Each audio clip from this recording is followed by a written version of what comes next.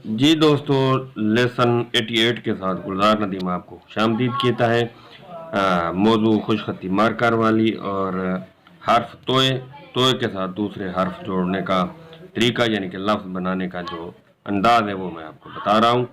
तोए के साथ काफ को आप किस तरह लिखेंगे। सबसे पहले मैंने जली अंदाज में लिख कर दिखाया है और फिर आप देखें एक खाने के अंदर खफी अंदाज में लिख कर दिखा रहा हूँ। इससे ये होगा कि आपको दोनों अंदाज में लिखना आ जाए। जली अंदाज में जो कि लिखना आसान भी है, मुश्किल भी।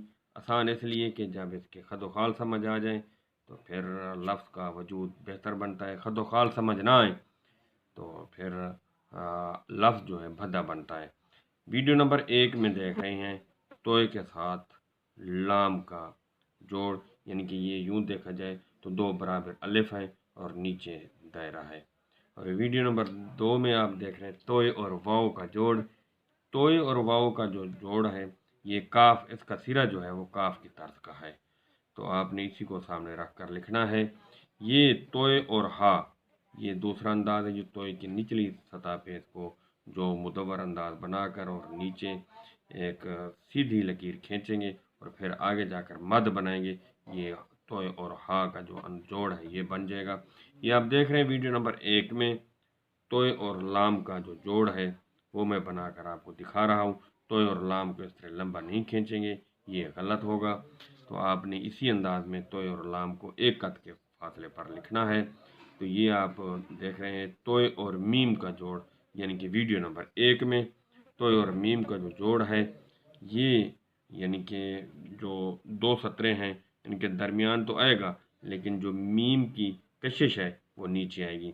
ये वीडियो नंबर 2 में तोय और छोटी या का जोड़ देख रहे हैं। ये तोय और छोटी या का जोड़ अक्सर लोगों को बनाना नहीं आता।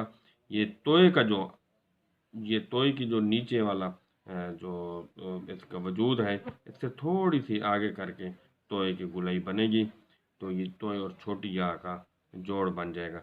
ये मैं आपको एक खाने के अंदर लिख कर दिखा रहा हूँ। एक खाने के अंदर आपने इसको इस तरह लिखना है। और जैसे आपने पहले देखा कि कलम के चलाने का जो तरीका है इसको कंट्रोल करना बहुत ज़रूरी है। ये तोय और नून का जो जोड़ है मैं ये बनाकर दिखा रहा हूँ।